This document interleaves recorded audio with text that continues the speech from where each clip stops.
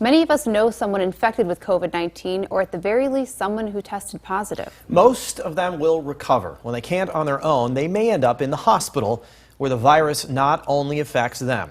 It takes a toll physically and mentally on healthcare workers whose job it is to help people heal. We're all pretty sad, you know. All of us, we cry every day. I go home and I cry. It's hard to see people this sick and this sick for long. When the COVID-19 coronavirus started making headlines months ago, no one knew what to expect. That includes people in the medical community. You heard about it and didn't really know much about it.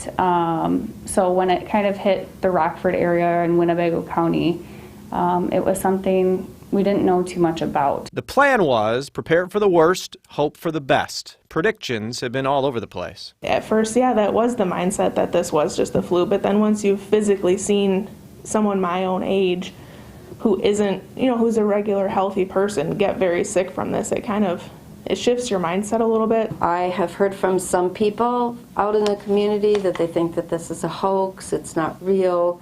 It is very real. Ginger el Brichi has been a nurse for nearly 4 decades. She's using every bit of that experience to treat COVID patients in Swedish American Hospital's critical care unit. There's no easy patients to take care of. They're all on ventilators, they're all sedated, many of them paralyzed, many of them prone. It's a lot of work, a lot of stress. The hospital has shifted staff to help deal with the workload.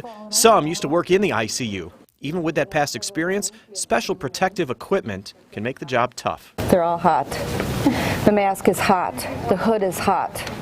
You go in the rooms and it's just hot. And you can't breathe because N95, it just feels like you're not getting enough air. Nurses like Ginger, Jackie Abraham, and Kaitlyn Halbrade lean on each other to handle the stress. Everyone that comes up to the floor is always making sure that we're doing okay and take a break if you need to, and kind of take care of yourselves as well, because it is stressful caring for patients that we just don't know. It's been very emotional. It's been very rewarding at the same time. And I think it's been kind of encouraging in the same sense where at Swedish American we've kind of been like a family. That Swedes family has been hit more than once over the last few weeks.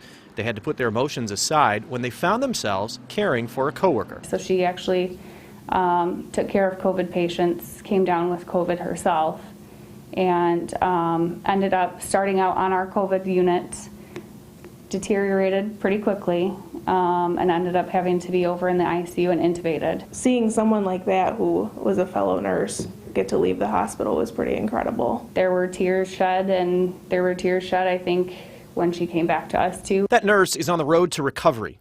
Rachel Parrott is a patient care technician at Swedes studying to be a nurse. She also recovered from a COVID infection. To me, it was like the worst pain and uncomfortableness I've ever felt. Rachel didn't end up in the hospital. It took a while, but she got better isolated at home. After careful monitoring, she was cleared to return to work. Remembering how afraid she was when she got sick, taking care of COVID patients was extra emotional for her. The first day back, I saw a patient, and I actually went to my car at night and cried, just because thinking that could be me, that could be my family members, and we're roughly the same age. As serious as this virus hits patients, there are plenty of success stories, and Swedes celebrates every one. That's the Rocky theme. It plays throughout the hospital's PA system when someone can breathe on their own again. There's also a visual reminder of recoveries, this second-floor window full of colorful hearts. So that if anybody wants to drive by, they can see that people are getting better. And these are all your COVID patients? Yes, these are COVID patients who've been on ventilators. Ginger believes it's important to focus on the successes to balance the reality that COVID-19 can be a killer. I just took a breathing tube out of my patient a couple hours ago. It's wonderful.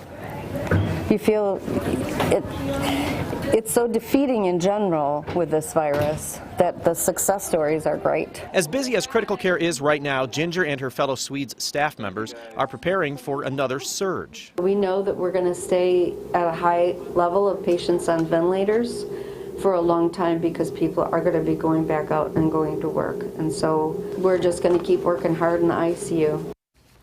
All 3 nurses say there's one thing that bothers them the most. That's when patients are admitted, there are no visitors, so that essentially cuts those patients off from their families.